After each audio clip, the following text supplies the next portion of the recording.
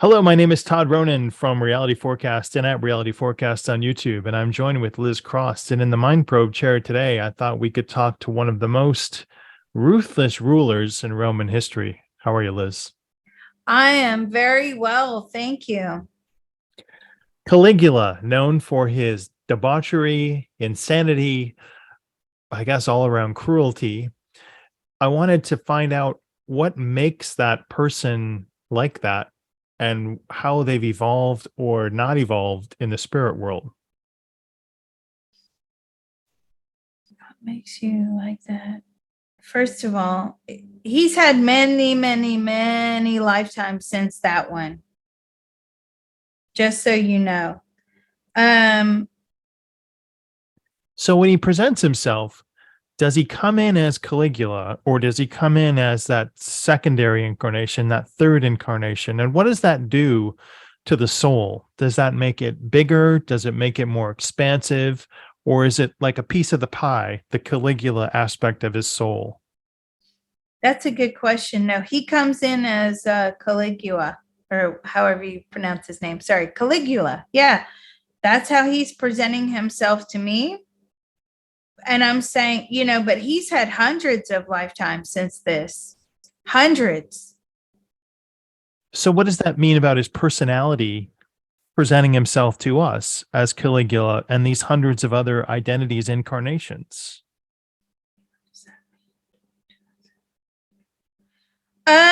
Well, so the lifetime where he was exceptionally cruel,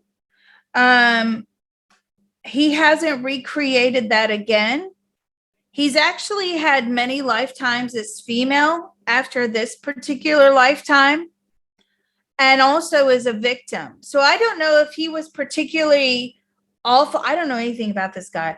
If he was particularly awful to females, but it looks like, to experience the other side of that lifetime, he has come in as a female many times, with many different circumstances. I feel like rape. I feel like imprisonment, almost like human trafficking, slavery, things like that. Yeah. In the higher realm, in the afterlife, is there a place he has to go to craft a life where he gives penance for the debauchery that he was responsible for in his Caligula life? Give, penance. I mean, you have to understand, it's almost like a life review. Like, do you understand why you did this and, how you signed up for this?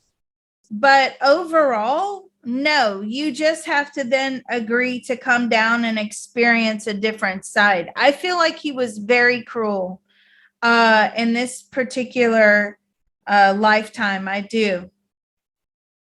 What is his greatest regret about being the Emperor Caligula? Really? Okay. His greatest regret is that he didn't kill more people. So he hasn't learned anything yet, or has the evolution of. I'm so shocked by that answer. Usually when somebody comes through, they say, "Oh, I feel so bad. I'm very sorry about what I did. And even though I contracted to bring all this trauma." And, when somebody experiences trauma like this, especially like war trauma or genocide or anything like that, it's felt for many generations. It doesn't just disappear with that generation. That war trauma carries over. And he's saying, I didn't kill enough people. I should have killed more. Now, on a soul level, I can understand that. It's about achievement. So a lot of times when these warmongers are in power, say our modern day one right now is Putin, right? Loads of people are getting killed, thousands on both sides getting killed. People are being trafficked. People are being maimed. People are starving. They're cold. There's no electricity, and on and on and on and on, right? Animals and all of that. But on a soul level, and this is not to glorify Putin or anybody, I'm just saying what I know, which is on a soul level, it's like, yeah, I chose to be that person to bring all those life lessons into all these different people through my actions and my decisions. So I think this is where, yes, you see, he just agreed with me. This is where Caligula is coming in, basically saying, well, I wish I would have brought more life lessons in. He had the opportunity, I feel, but just didn't take advantage of that. Did he suffer a mental illness during his life and that caused him to be so cruel? Yes, he was very mentally ill. Schizophrenic, actually. There was nothing at those times to help him with that. So a lot of his decisions can be tailored to his schizophrenia, probably. Yes, because, the voices would tell him to do things. He declared himself a god during his reign. Was that schizophrenic?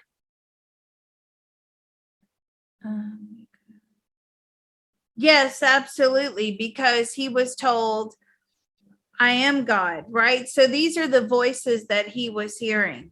And, back then, now we know a totally different thing that's going on with the brain. Back then, these people could have been somewhat revered. Well, I got this message, I got that message. We're looking into prophets and sages and people that are able to speak directly to God. And that happens even in this lifetime, where a lot of people suffering schizophrenia, well, God told me to do it, or the devil told me to do it, right? And it's a real problem. But definitely he was suffering some sort of schizophrenia in that lifetime. He never repeated that again. You appointed your horse to the Senate. Was that because of your schizophrenia? Yes. And it was also to show how powerful he was. You decided to execute a lot of people. Was that based on a fear that they were out to get you, or was it just to exercise power and the power that you had as emperor? The voices would tell him, it's paranoid schizophrenia, right? You got to watch out for this. There's an uprising. There's this. These people are out to get you.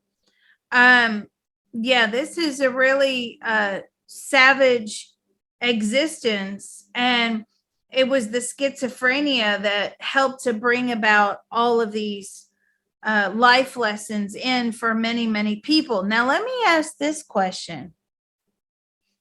Is Putin schizophrenic? No, he's not. Okay. I had to ask.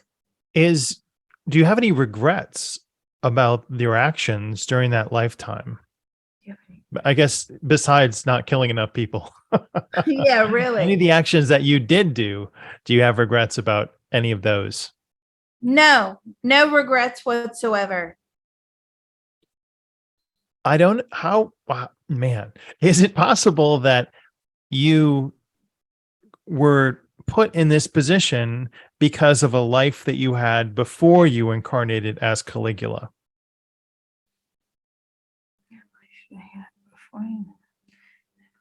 I see him as some sort of porcupine type creature, but had poison within the spikes. I don't know if this is like dinosaur era or whatever, but poison a lot of people. This is something that, or poison a lot of souls, animals. This is something he wanted to keep magnifying and magnifying and magnifying. And then, of course, he got to this lifetime and carried out, multiple killings, maimings and rape and torture and murder. And he says, oh, okay, that's enough now. I don't need to do that again.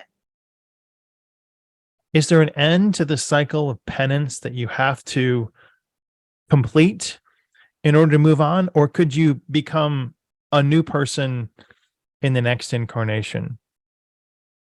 Yes. So in the next several incarnations, he had to become the victim. How long is this road to incarnation of human?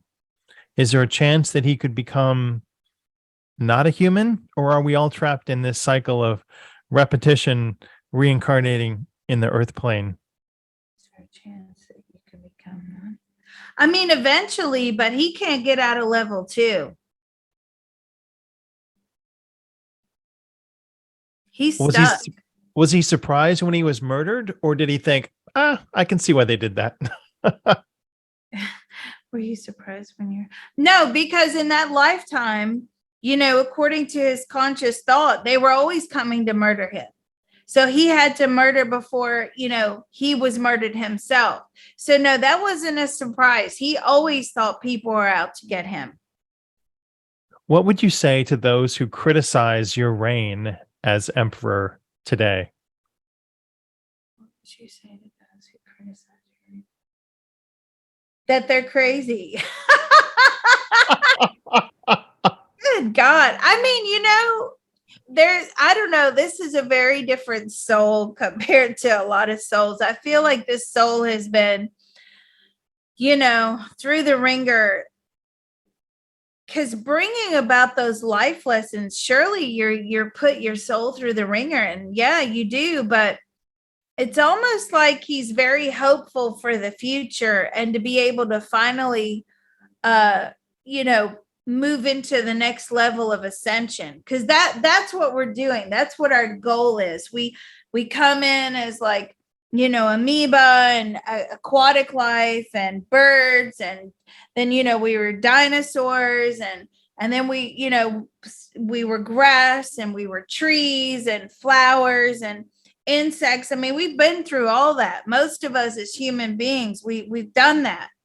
And then we finally get to have this deeply evolved, complex brain by becoming a human.